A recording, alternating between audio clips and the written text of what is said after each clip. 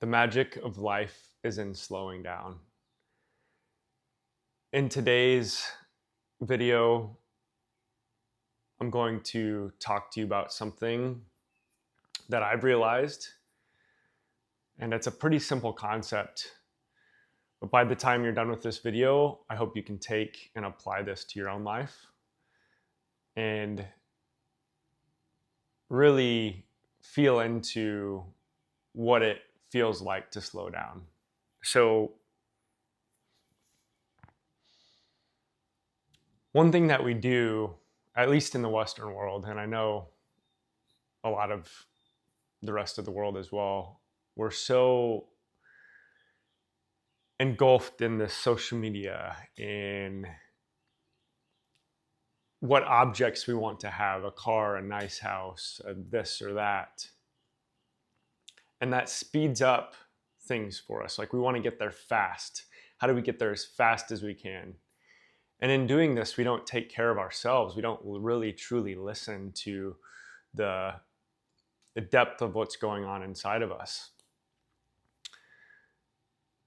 One thing I've learned through getting sick and feeling like I lost everything was because I was going way, way too fast. And it almost got to the point where it was like this panic of, why don't I have this? Why don't I have that in my life at this point? And it was a culmination of, number one, having success early in my career. Number two, just idolizing all these different things and wanting to be something that wasn't really truly ingrained inside the deepest part of my soul. Some people would call it dharma or purpose or the passion that we have that we're meant to follow in life. We can't get to that moment in our life unless we slow down. When you start to slow down and just be present and create from that space, everything starts to just move towards you. And what I mean by this is, if you attach to this idea of, I want this in my life because it will make me feel this way. For instance, somebody could say, I want to have a nice car. I want this nice Lamborghini or whatever it is, G-Wagon, whatever you're thinking in your head. Not saying that you are, but people do this. I want that because people will see me from this perspective. And then if you're not even close to that and you haven't done the internal work, you're going to reach for other things. You're going to try to figure out, what can I do to get there the fastest way possible? Yes, people can do this and they can go find ways to make money, but are they really passionate about what they're doing? And one thing we do so much of is, if we get those nice things, one thing that's really, really toxic is to attach to those things. So like, let's say you have a car, you drive it, you park it in your garage, and then you leave, you go into your house, and all you do is you think about your nice car and what people think about it. That is a very toxic way to live. And then you get in your house and you're like, oh, my house is so great. People are going to think my house is amazing. If that's the mindset you're living in, that is not presence. That is living for the future. It's living to accommodate the past and whatever mindset you've created. Now, let's get back to just being present now and being with what it is that you feel and is your purpose. So if you go deep, deep down, what is it that you think?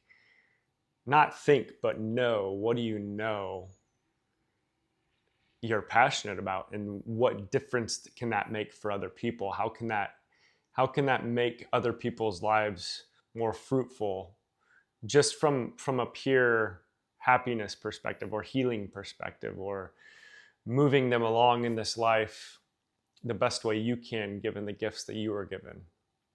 What is that you want to do? That is really what your true purpose is. And if you can live in that space without attaching it to money or some sort of outcome or to look this way or look that way, if you can totally embody that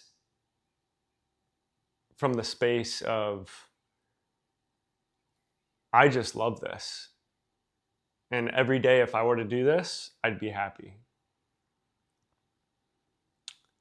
When you start to do that, you start to slow down and you start to create things, ideas that are connected with that purpose. They naturally come to you and you just start to create from this openness. You're not attached to anything. And then you love it. It just becomes a part of you, and you just do it because you're passionate about it. But the crazy thing about this world is it will provide you abundance when you are living from a world of abundance. When you are living from a world where you don't need an outcome from something, that is full of abundance. When you're helping something, someone, anybody, and it's out of the pureness of your heart, that is what this is all about. Living here. Those are your gifts. When you can find that, that is the magic. And when you find that, you slow down. Your nervous system starts to sink in. Everything starts to feel lighter. Your relationships get better. You peel away maybe people and things that weren't meant for you to be part of you, but you needed them to learn how to slow down. And then once you start to slow down, you become more present. You can start to experience everything around you in a different way. You don't attach to objects as much anymore, if at all. You don't attach to some sort of outcome. And everything that comes to you is just already part of what you've been embodying. So what you can start to do is identify where it is, what is it you're attaching to? Why are you doing that? Is it because you want that thing, or that the money, the house, the car? Do you want it because you're going to be viewed a certain way? Once you identify that, you're going to start noticing that when you start to think about those things, your nervous system gets ramped up.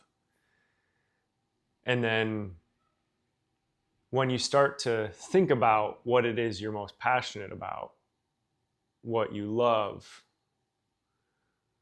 and how that can help other people and not attach to some sort of outcome, you'll notice that your nervous system starts to sink in. So I challenge you to go think about what that is. Because you can create from any space that is connected like that with your internal, I guess, centeredness, alignment, whatever you want to call it. But that is truly what God is calling you to do. If you can get really good at listening to that and start to create from that, it could be a side project that grows into something.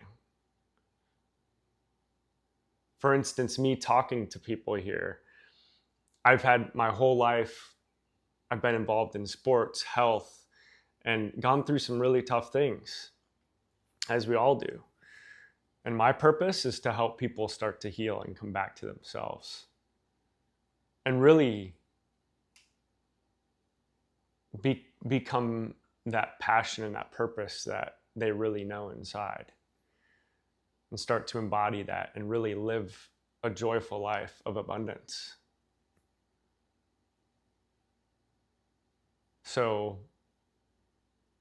moving forward, don't attach, live from purpose, from abundance, from a slower pace. And sometimes that doesn't make sense for people. Like, how can I go slower and get what I want?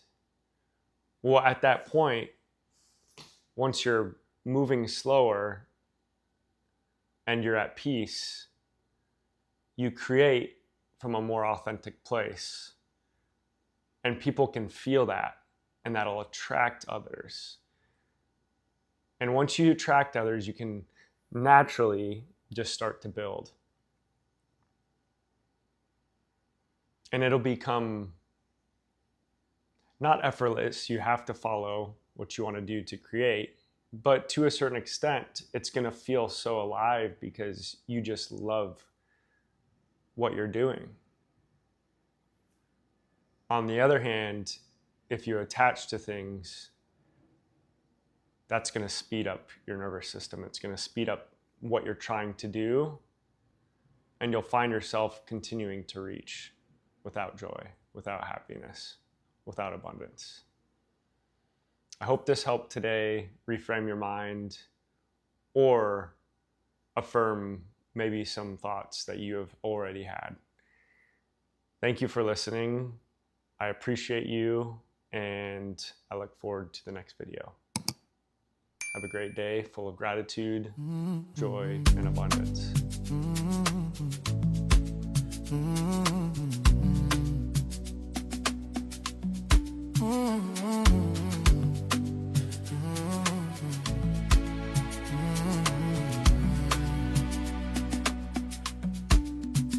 Donkey no fine, but him mama like him. He know me say me can no like me too.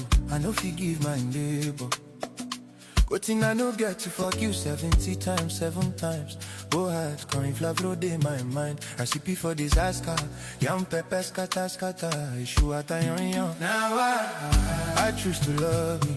The good, the better, the best. I go love me too. Do the imperfections to the growing pains. Now I forgive me for the times where I no believe in me. I'll forgive me too for the times where I no go know better.